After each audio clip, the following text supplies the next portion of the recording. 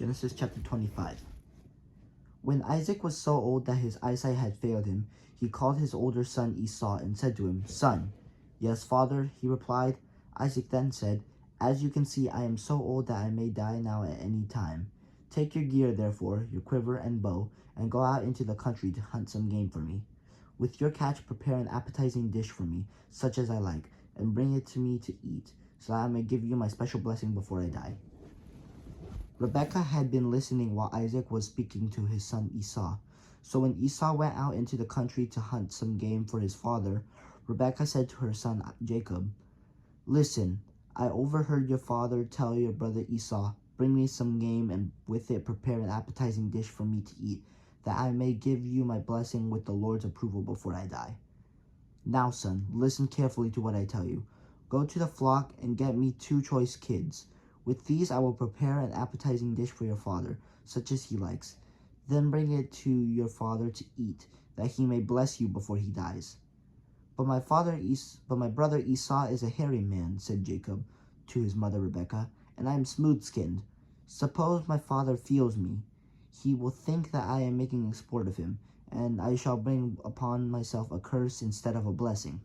His mother, however, replied, "Let any curse against you fall upon me, son. Just do as I say. Go and get me the kids." So Jacob went and got them and brought them to his mother, and with them she prepared an appetizing dish, such as his father liked. Rebekah then took the best clothes of her older son Esau that she had in the house, and gave them to her younger son Jacob to wear. And with the skins of the kids she covered up his hands and the hairless parts of his neck. Then she handed her son Jacob the appetizing dish and the bread she had prepared.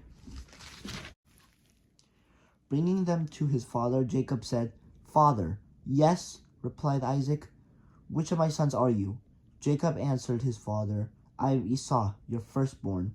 I did as you told me. Please sit up and eat some of my game, so that you may give me your special blessing." But Isaac asked, "How did you succeed so quickly, son?" He answered, "The Lord your God let things turn out well with me." Isaac then said to Jacob, "Come closer, son, that I may feel you, to learn whether you are really my son Esau or not." So Jacob moved up closer to his father. When Isaac felt him, he said, "Although the voice is Jacob's, the hands are Esau's." He failed to identify him because his hands were hairy, like those of his brother Esau, so in the end he gave him his blessing. Again he asked him, "Are you really my son Esau?" "Certainly," he replied. Then Isaac said, "Serve me your game, son, that I may eat of it and then give you my blessing." Jacob served to him, and Isaac ate. He brought him wine, and he drank. Finally his father Isaac said to him, "Come closer, son, and kiss me." As Jacob went up and kissed him, Isaac smelled the fragrance of his clothes. With that he blessed him, saying, "Ah, the fragrance of my son is like the fragrance of the field that the Lord has blessed. May God give you of the dew of the heavens, and the fertility of the earth, abundance of grain and wine. Let people serve you, and nations pay you homage. Be master of your brothers, and may your mother's sons bow down to you. Cursed be those who curse you, and blessed be those who bless you." Jacob had scarcely left his father, just after Isaac had finished blessing him, when his brother Esau came back from his hunt. Then he too prepared an appetizing dish with his game, and bringing it to his father, he said, "Please, father, eat some of your son's game, that you may then give your special blessing." "Who are you?" his father Isaac asked him. "I am Esau," he replied, "your firstborn son." With that Isaac was seized with a fit of an uncontrollable trembling. "Who was it then," he asked, "that hunted game and brought it to me? I finished eating it just before you came, and I blessed him. Now he must remain blessed." On hearing his father's words, Esau burst into loud, bitter weeping. "Father, bless me too," he begged. When Isaac explained, "Your brother came here by ruse and carried off your blessing," Esau exclaimed, "He has been well named Jacob. He has now supplanted me twice. First he took away my birthright, and now he has been taken away my blessing." Then he pleaded, "Haven't you saved the blessing for me?" Isaac replied, "I have already appointed in your master, and I have assigned to him all his kinsmen as his slaves.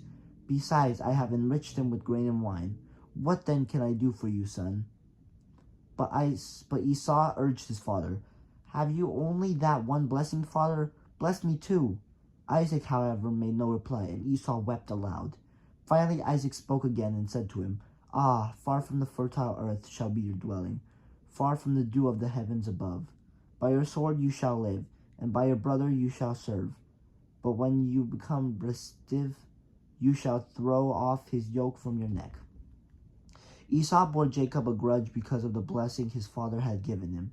He said to himself, When the time of mourning for my father comes, I will kill my brother Jacob. When Rebekah got news of what her older brother Esau had in mind, she called her younger son Jacob and said to him, Listen, your brother Esau intends to settle accounts with you by killing you.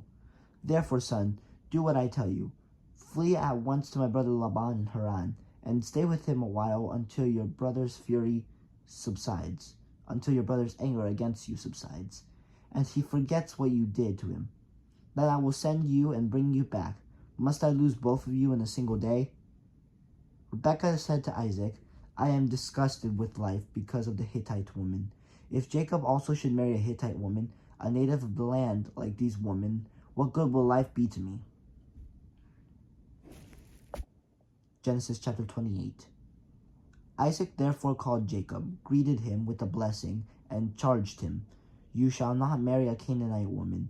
Go now to the Padan Aram. Go to the home of your mother's father Bethuel, and there choose a wife for yourself from among the daughters of your uncle Laban. May God Almighty bless you and make you fertile, multiply you, that you may become an assembly of peoples. May he extend to you and your descendants the blessing he gave to Abraham, so that you may gain possession of the land where you are staying, which he assigned to Abraham. Then Isaac sent Jacob on his way. He went to Padam Aram to Laban, son of Bethuel, the Aramean and brother of Rebekah, the mother of Jacob and Esau.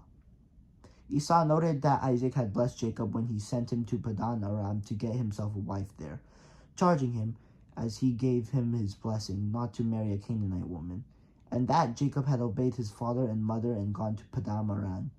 Esau realized how displeasing the Canaanite women were to his father Isaac, so he went to Ishmael, and in addition to the wives he had, married Mahalath, the son of Abraham's son Ishmael, the daughter of Abraham's son Ishmael, and sister of Nebaioth.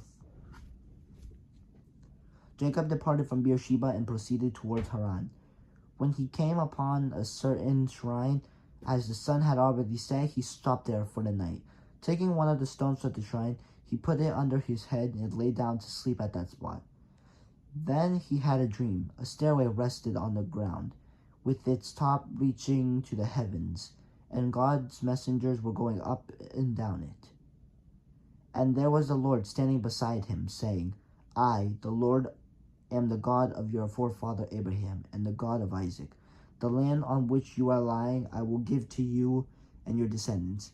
These shall be as plentiful as the dust of the earth, and through them you shall spread out east and west, north and south. In you and your descendants all the nations of the earth shall find blessing. Know that I am with you. I will protect you wherever you go and bring you back to this land. I will never leave you until I have done what I have promised you. When Jacob awoke from his sleep, he exclaimed, Truly the Lord is in this spot, although I did not know it. In solemn wonder he cried out, How awesome is this shrine! There is nothing else but an abode of God, and that is the gateway to heaven. Early the next morning, Jacob took the stone he had put under his bed, set it up as a memorial stone, and poured oil on top of it. He called that site Bethel, whereas the former name of that town had been Luz. Jacob then made this vow, If God remains with me to protect me on this journey I am making, and to give me enough bread to eat and clothing to wear, and I come back safe to my father's house, the Lord shall be my God. This stone that I have set up as a memorial stone shall be God's abode. Of everything you give me, I will faithfully return a 10th part to you. The word of the Lord.